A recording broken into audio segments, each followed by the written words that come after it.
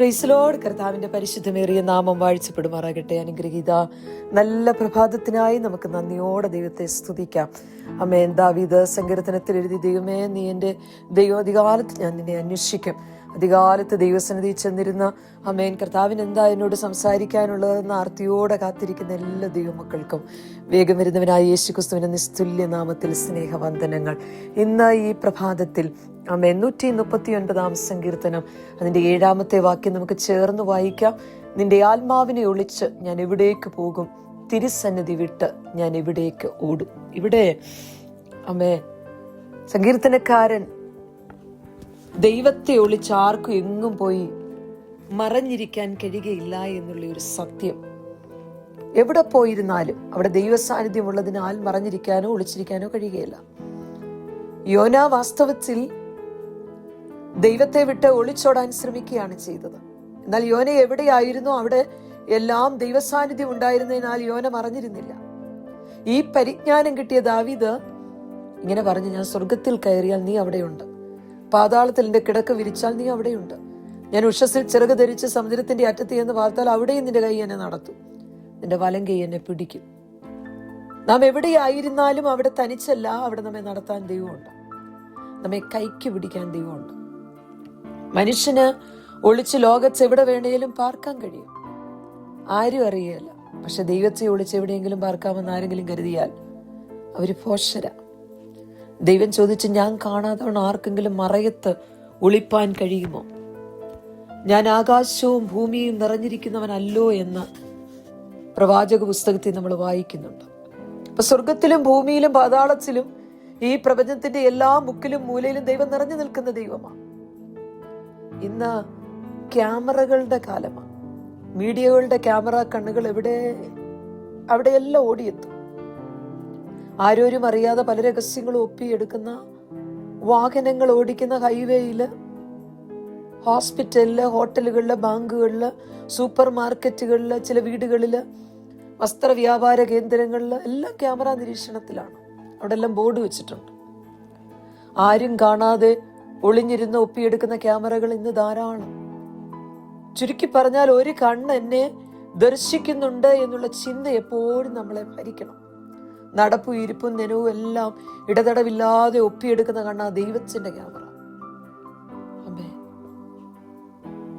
പൊടിക്കൈ പ്രയോഗങ്ങൾ കൊണ്ട് ഈ ലോകത്തിലെ ക്യാമറകളിൽ നിന്ന് ഒരുപക്ഷെ രക്ഷപ്പെട്ടെന്ന് വന്നേക്കാം. പക്ഷെ അഗ്നിജ്വാലയ്ക്കത്തെ കണ്ണുള്ളവന്റെ ദർശനത്തിൽ നിന്ന് ഒളിക്കാൻ ആർക്കും സാധ്യമല്ല. നമ്മള് പുറമേ ചെയ്യുന്ന കാര്യങ്ങൾ മാത്രമേ ഇവിടുത്തെ ക്യാമറയ്ക്ക് പകർത്താൻ പറ്റുകയുള്ളൂ.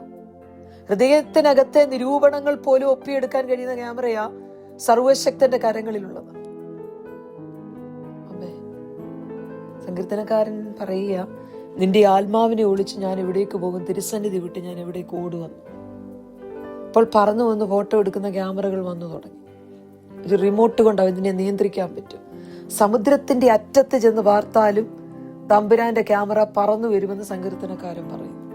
CCTV ക്യാമറയിൽ ഫോട്ടോ പതിയാതിരിക്കാൻ സ്പ്രേ അടിച്ചോ അല്ലെങ്കിൽ ക്യാമറ തല്ലി പൊട്ടിച്ചോ, അതും അല്ലെങ്കിൽ ജാക്കറ്റും ഹെൽമെറ്റും ഒക്കെ ധരിച്ച് ഇങ്ങനെ നിരവധി മാർഗങ്ങൾ അക്രമം ചെയ്യുന്നവർ ചെയ്യുന്നുണ്ട്. പക്ഷെ ഉയരത്തിലെ അത്യുന്നതന്റെ ക്യാമറയിൽ നിന്ന് രക്ഷപ്പെടാൻ ഇതുപോലുള്ള ഒരു വേല കൊണ്ട് സാധ്യമല്ല. സാധാരണ ബാങ്കുകളിലെ CCTV ക്യാമറകളിലൊക്കെ 6 മാസം വരെയുള്ള ദൃശ്യങ്ങൾ സ്റ്റോറേജുകളിൽ സൂക്ഷിക്കും. വീടുകളില്, സ്ഥാപനങ്ങളില്, ഷോപ്പുകളില് ഒക്കെ ചില മാസങ്ങളും ആഴ്ചകളും ഒക്കെ സൂക്ഷിച്ചു വെക്കാൻ പറ്റും.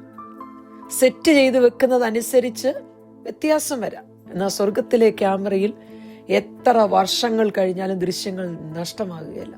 പഴയ ഭക്തനായ മോശ പറഞ്ഞു, നീ ഞങ്ങളുടെ അകൃത്യങ്ങളെ നിന്റെ മുമ്പിലും ഞങ്ങളുടെ രഹസ്യ പാപങ്ങളെ നിന്റെ മുഖപ്രകാശത്തിലും വെച്ചിരിക്കുന്നു. അപ്പൊ ദൈവത്തിന്റെ ക്യാമറയിൽ ലൈവായിട്ട് കാണുക.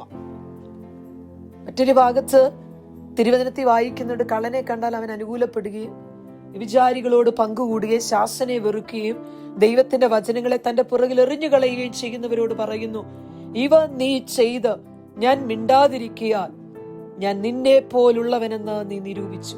എന്നാൽ ഞാൻ നിന്നെ ശാസിച്ച് നിന്റെ കണ്ണിന്റെ മുമ്പിൽ അവയെ നിരത്തിവെക്കും. എന്റെ ദൈവം നിശബ്ദമായിട്ടിരുന്ന സമയത്തും ക്യാമറയിലെല്ലാം പകർത്തുകയായിരുന്നു. ആത്മീകന്റെ വേഷം ധരിച്ച് സുവിശേഷത്തിന്റെ മറവിൽ ചെയ്തു കൂട്ടുന്ന സകല അധാർമികതകളും ഒരു ദിവസം പകൽ പോലെ തിളഞ്ഞു വരും. കാലങ്ങൾ കഴിഞ്ഞാലും അത് ഡിലീറ്റ് ആയി പോകത്തില്ല. ശത്രുവിന്റെ ആക്രമണത്തെ നിരീക്ഷിക്കാനും അതിനനുസരിച്ച് സുരക്ഷ ഉറപ്പിക്കാനും ഒക്കെയാണ് ക്യാമറ നിരീക്ഷണം വെക്കുന്നത്.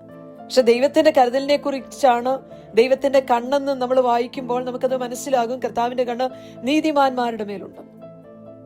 പ്രത്യേക കരുതലിനെ സൂചിപ്പിക്കാൻ കൺമണി പോലെ സൂക്ഷിച്ചു എന്ന് പറയും. ദൈവത്തിന്റെ കൺമണിയാണ്. നിർജ്ജനവും പാറക്കെട്ടുകൾ നിറഞ്ഞതുമായ പത്മോസ് ദ്വീപിൽ നാടുകടച്ചപ്പെട്ട യോഹന്നാനെ ദൈവത്തിന്റെ കരുതലിന്റെ ക്യാമറ സൂക്ഷിക്കുന്നുണ്ടായിരുന്നു. എന്റെ സ്ഥിതി ആരും കാണുന്നില്ലെന്ന് നമ്മൾ കരുതുന്നുണ്ടോ? ഓർക്കുക, സ്വർഗത്തിലെ കണ്ണ് നിങ്ങളെ കണ്ടുകൊണ്ടിരിക്കുക. മിസ്രയീമിലെ ജനത്തിന്റെ കഷ്ടത സ്വർഗം കണ്ടു.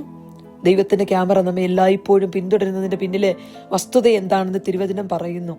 ഓരോരുത്തരും അവനവന്റെ നടപ്പിനും പ്രവൃത്തികളുടെ ഫലത്തിനും തക്കവണ്ണം കൊടുക്കേണ്ടതിന് നീ എല്ലാ മനുഷ്യരുടെ വഴികളിലും ദൃഷ്ടി വെക്കുന്നു. അപ്പം പ്രമാണം വിട്ട് തോന്നിയതുപോലെ സഞ്ചരിക്കുമ്പോഴും സ്വാർത്ഥ താല്പര്യത്തിന് വേണ്ടി പലതും ചെയ്തു കൂട്ടുമ്പോഴും മറ്റുള്ളവരുടെ കണ്ണിൽ പൊടിയിട്ട് ഹല്ലേലൂയ പലതും ഒതുക്കി ആമേൻ ഹല്ലേലൂയ നിഗള മനോഭാവത്തോടെ യാത്ര ചെയ്യുമ്പോഴും സ്വർഗത്തിലെ ക്യാമറ ആമേൻ കണ്ണുകൾ സകലതും നിരീക്ഷിക്കുന്നുണ്ട്. ഗൂഢാലോചനകളും ആമേൻ എല്ലാ അടിയൊഴുക്കുകളും അധികാരങ്ങളും ആമേൻ അതിനുവേണ്ടിയുള്ള തന്ത്രങ്ങളുമൊക്കെ ആരും അറിയുന്നില്ല എന്ന് കരുതരുത്. നമ്മൾ ക്യാമറ നിരീക്ഷണത്തിലാണ്. നിജ്വാലയ്ക്കത്ത കണ്ണുള്ളവന്റെ മുമ്പിൽ ഒന്നും മറവല്ല. നാവുകൊണ്ട് സഹോദരങ്ങളെ വധിക്കുന്ന ആധുനിക യുഗത്തിലെ കൊലയാളികളും ഹല്ലേലൂയ ബാലാക്കന്മാരും ഒക്കെ ഒത്തിരി ഏറിക്കൊണ്ടിരിക്കുമ്പോൾ ഹല്ലേലൂയ ആധുനിക ബിലയാമാന്മാരാകട്ടെ നയമാന്മാരാകട്ടെ രഥത്തിന്റെ പിന്നാലെ പായുന്ന അനേകർ ഹല്ലേലൂയ ഈ നൂറ്റാണ്ടിലെ ഗേഹസ്യമാരും ജാഗ്രതയോടെയാകട്ടെ. നിങ്ങൾ അത്യുന്നതന്റെ ക്യാമറ നിരീക്ഷണത്തിലാണ്. ഇന്ന് പകൽക്കാലം ഈ പ്രഭാതത്തിൽ നമുക്ക് പ്രാർത്ഥിക്കാം. കർത്താവേ, എന്നിലെ കുറവുകളെ വെളിപ്പെടുത്തണമേ. ദൈവത്തിന് എതിരായിട്ടുള്ളതൊന്നും ചെയ്യുവാൻ ദൈവം എന്നെ അനുവദിക്കല്ലേ. നമുക്ക് ഏൽപ്പിച്ചു കൊടുക്കാം, സമർപ്പിക്കാം, പ്രാർത്ഥിക്കാം. ഈ വചനങ്ങളാൽ ദൈവം നമ്മെ അനുഗ്രഹിക്കും.